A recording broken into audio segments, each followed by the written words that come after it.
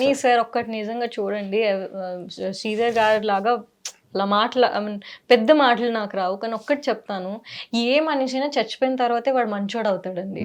వాడు బ్రతుకున్నప్పుడు వాడు ఎప్పటికీ మంచోడు అవ్వడు. ఇప్పుడు నాకు న్యాయం జరగాలనుకోండి, నేను చనిపోతేనే నాకు న్యాయం జరుగుతుందంటే అలాంటి న్యాయం నాకెందుకండి? నేను బ్రతికున్నప్పుడు నా భవిష్యత్తుకు ఉపయోగపడేది, నా పిల్లలకి ఏదైనా ఉపయోగపడేది, లేకపోతే మా చుట్టుపక్కల వాళ్ళకి మనం ఏమైనా ఉపయోగపడే లాంటి న్యాయాలు చట్టాలు ఏమైనా ఉంటే పనికొస్తాయి. కానీ నేను చచ్చిపోయిన తర్వాత వచ్చే లైఫ్ ఇన్సూరెన్స్ డబ్బులు నాకెందుకు సార్?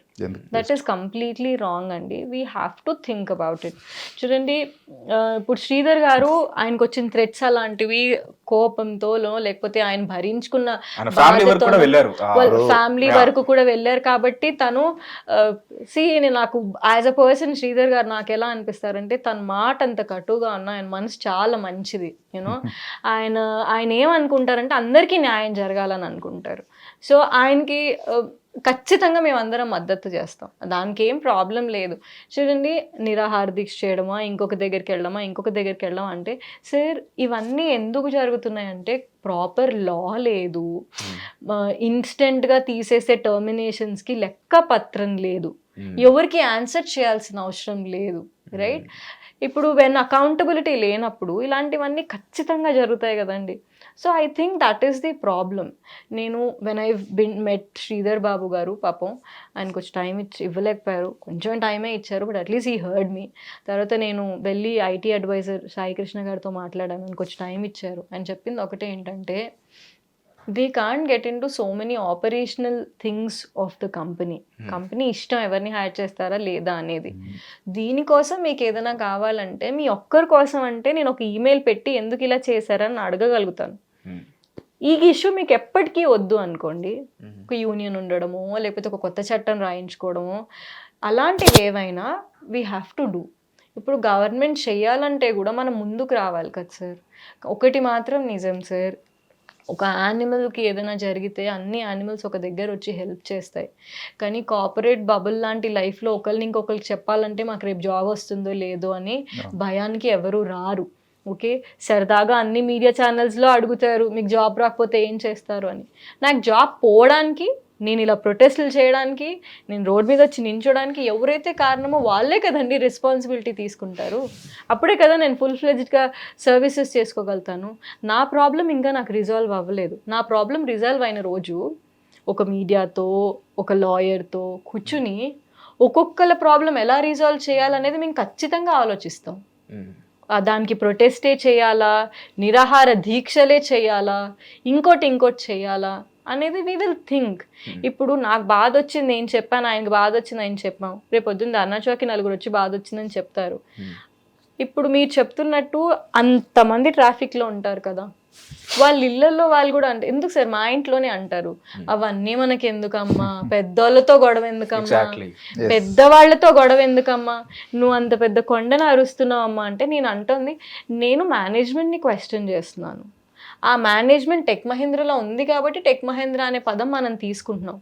డైరెక్ట్గా ఇప్పుడు నాకు జరిగే ఏ కారణానికి టెక్ మహీంద్రా CEO చేసింది కాదు కదండి, వాళ్ళ కింద పనిచేసే ఎంప్లాయీస్ చేసింది. That is fine. మీరు కరెక్ట్ చేయమని చెప్తుంది కూడా అక్కడే, like exactly check your management, put a commission, let's see. Commission మాట అన్నారు. What about your grievance box ఉంటుంది కదా, like did they help you? I could see a smile on us, Sridhar గారి face. Actually grievance అంటే నేను చెప్తానండి. ప్రతి కంపెనీలో HR ఎథిక్స్ కంప్లైంట్స్ ఉంటుంది. నేను ఒక 72 సార్లు కంప్లైంట్ చేశాను. హెచ్ఆర్ ఎథిక్స్ అనేది ఒక ఇండిపెండెంట్ ఆర్గనైజేషన్, ఎథిక్స్ కంప్లైంట్స్ అనేది. మీరు చేసింది అయితే ఇంటర్నేషనల్ లెవెల్లో రేషియల్ రిమార్క్స్ వరకు వెళ్ళిపోయింది. కానీ నాకు ఒక్క రిప్లై ఇవ్వలేదు. అంటే నేను ఏమనుకున్నా అంటే మేడం చెప్తున్నారు, దానికి ఎవడు రిప్లై ఇవ్వదు. నేను ఫ్రెష్ విక్టిమ్ నుంచి చెవులకు బాగుంటుంది. డిడ్ యు ట్రై ఈ ఎస్కలేట్ చేయడానికి ట్రై చేశారా? Like what was the response? First of all to escalate, లోపలికి వెళ్ళి ఎస్కలేట్ చేయడానికి I was 22nd was my last working day. నేను ఐడి పెడితే లోపలికి వెళ్తానో వెళ్ళానో నాకు తెలియదు, అందుకే నేను రోడ్ మీద కూర్చున్నాను. To escalate it you should give that space నా. ఆ ఛాన్స్ కూడా ఇవ్వలేదు. But now you're part of Tech Mahindra back again try. But మీరు స్వచ్ఛందంగా అంటే మీరు తీసేయడం కాదు నేనే వదిలేస్తాను, ఇప్పుడు మీరు మొత్తానికి మీరు నిర్ణయించుకున్నారు కాబట్టి ఇన్ఫాక్ట్ మీకు కావాల్సిన కూడా అదే, నాకు ఇష్టం వచ్చినప్పుడు నేను వెళ్ళిపోతాను అదే కావాలి. ఇన్ఫాక్ట్ చదువుకొని లైక్ యూనో చిన్నప్పటి నుంచి 4 సంవత్సరాలు డిగ్రీ చేసి ఇంజనీరింగ్ చదువుకొని తీరా అక్కడికి వెళ్ళిన తర్వాత మనకు కావాల్సింది ఏంటంటే ఎండ్ ఆఫ్ ది డే ఆ సెల్ఫ్ రెస్పెక్టే కదా. లైక్ యూనో అదే లేకుండా ఇష్టం వచ్చినట్టు ఒక టర్మినేషన్ లెటర్ తో పంపించడం అనేది లైక్ చూడండి సార్, ఎంతో కొంత రెస్పెక్ట్, సెల్ఫ్ రెస్పెక్ట్ కూడా ఒక్కొక్కసారి we put it on a toss, విన్నట్టు వెళ్ళిపోతుంది, అయిపోతుంది. Okay once you're corporate employee, moreover అది కూడా కాదు సార్, ఇప్పుడు ఆ ర్యాప్ కూడా ఉండాలి కదా సార్. ఇప్పుడు మీ మేనేజర్ మీతో అన్ని మీ బాధలన్నీ వింటున్నాడు, మీకు అవసరం వచ్చినప్పుడు చూసుకుంటున్నాడు. గబక్కన్ వాడు ఒక మాట అన్నా, తను ఒక మాట అన్నా, ఆ పొజిషన్లో ఉన్న వ్యక్తి ఒక మాట అన్నా మనం తీసుకుంటాం. నీకు హ్యూమానిటీ లేదు, నువ్వు హ్యూమన్ టచ్తో ఒక మనిషిని చూడవు. అలాంటప్పుడు నువ్వు ఏమన్నా నాకు నొప్పిగానే ఉంటుంది, నువ్వు నవ్వుకుంటూ వెళ్ళినా నాకు బాధగానే ఉంటుంది. సో నేనేమంటానంటే ఎప్పుడైతే ఎంప్లాయీస్కి 30 రోజులు 40 రోజుల్లో ట్రైనింగ్ ఇచ్చి మీ ట్రైనింగ్ అయిపోయింది, మీరు అసెస్మెంట్స్ రాసి మీరు ఫ్లోర్ మీదకి వెళ్ళి మీరు కాల్స్ తీసుకోవాలని చెప్తారు, మరి మీరెందుకు సార్ మీ టీఎల్స్కి ట్రైనింగ్ ఇవ్వరు? హ్యూమానిటేరియన్తో బిహేవ్ చేయండి, ఇవి మన పాలసీ. మీరు పాలసీ ప్రకారంగా ట్రై చేసి ఉంటే నాకు అసలు మీరు టర్మినేషన్ లెటర్ ఇవ్వనే కూడదు. ఇదర్ మీరు నోటీస్ పీరియడ్ ఇవ్వాలి, వార్నింగ్ లెటర్స్ ఉంటాయి. Even I work for corporate, so yeah warning letters ఉంటాయి, first warning, second warning, then is termination, right? So medical grounds లో ఉన్న వాళ్ళకి టర్మినేషన్ అసలు వార్నింగ్ లెటర్ ఇవ్వకూడదు. బికాస్ ఐ వాజ్ అన్వెల్, మా పాప టైంలో మీరు వార్నింగ్ లెటర్ ఇచ్చుకుంటే పర్వాలేదు, నేను సిక్ ఉన్నప్పుడు నాకు నువ్వు warning letter you should not send me. As far as నాకు తెలిసిన పాలసీ ప్రకారం, మరి వాళ్ళ పాలసీస్ ఎలా ఉన్నాయో నాకైతే తెలీదు. సో అలాంటి 3 పాలసీస్ ఏవి నువ్వు ఫాలో చేయకుండా 20కి ఒకవేళ పాలసీ ఫాలో చేసినండి 3 months ఉంటుంది కదా, 20th మెయిల్ పెట్టో రిప్లై ఇచ్చా, 21st మెయిల్ పెట్టో రిప్లై ఇచ్చా, 22nd తీసేస్తావా నువ్వు? బట్ 3 months ఉంటుంది కదా to take me out of that system. ఆయన వాచ్, వాళ్ళ వాచ్, ఆయన ఆమె వాచ్ లైక్ మేబీ లేదా 1 month వాళ్ళ క్యాలెండర్ లైక్ యూనో 1 day లో 1 month గా అంత అడ్వాన్స్ గా వెళ్తుంది. అంటే ఒకటి అండి ఇక్కడ గమనించింది నేను ఏంటంటే, కార్పొరేట్స్ అంటే వాళ్ళు కార్పొరేట్ కోబ్రాస్. ఎందుకంటే వాళ్ళకు ఒక లా లేదు. నేను లేబర్ కమిషనర్ను చాలాసార్లు కలిసిన, వాళ్ళు ఏమంటారంటే ఈ లేబర్ లాస్ అన్ని కూడా ఈ కార్పొరేట్ డైల్యూట్ చేస్తున్నారు. ఏంటంటే ఈ కార్పొరేట్ కంపెనీస్ అన్ని కూడా, సాఫ్ట్వేర్ కంపెనీస్ అన్ని కూడా ఐటీ అండ్ ఎస్టాబ్లిష్మెంట్ యాక్ట్లో వస్తాయి. నాట్ ఈవెన్ లేబర్, పూర్తిగా లేబర్ లాస్ వాళ్ళు వర్తించవు. ఎందుకంటే గవర్నమెంట్ కూడా ఏంటంటే వీళ్ళకు చాలా ల్యాండ్స్ ఇచ్చి, అంటే ఇంతమంది ఎంప్లాయ్మెంట్ జనరేట్ చేస్తామని ల్యాండ్స్ ఇస్తారు వీళ్ళకు, అంటే వీళ్ళు అంతమంది ఎంప్లాయ్మెంట్ జనరేట్ చేయాలి. కానీ ఈరోజు వీళ్ళు ఏం చేస్తున్నారు, మాస్ లే ఆఫ్స్ చేస్తున్నారు. మాస్ లే ఆఫ్స్ వల్ల కొన్ని, ఇప్పుడు ఒరాకిల్ రీసెంట్గా చూసుకుంటే ఒక 13,000 మందిని ఇండియాలో తీసేసింది. మళ్ళొక లే ఆఫ్ నెక్స్ట్ ఈ సెప్టెంబర్లో, ఇంకో నెలలో ఉంది. అంటే ఈ సెప్టెంబర్ మాసం కూడా నిజంగా చెప్పాలంటే చాలా, వచ్చేది సెప్టెంబర్ చాలా దరిద్రమైన మంత్ అనుకోవచ్చు. చూస్తుంటే ఐటీ ఎంప్లాయీల పరిస్థితి ఒకప్పుడు రైతు ఎట్లా ఉండేదంటే బతకలేక బడి పంతులు అని ఉండేది అని ఒక సామెత ఉండేది మనకు చిన్నప్పుడు. బతకలేక ఈ ఐటీ ఎంప్లాయీ పరిస్థితి ఘోరాతి ఘోరంగా ఉంది. చాలా మంది కూడా అంటే సడన్ గా తీసేస్తే వాళ్ళకి ఎన్నో ఈఎంఐస్ ఉంటాయి, ఫైనాన్షియల్ ప్రెషర్స్ ఉంటాయి, వాళ్ళు ఎక్కడికి వెళ్ళాలి?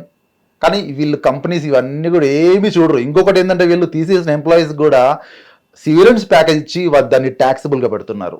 3 months salary, ఆ 3 months లో కూడా దీన్ని ట్యాక్సబుల్ గా పెడుతున్నారు.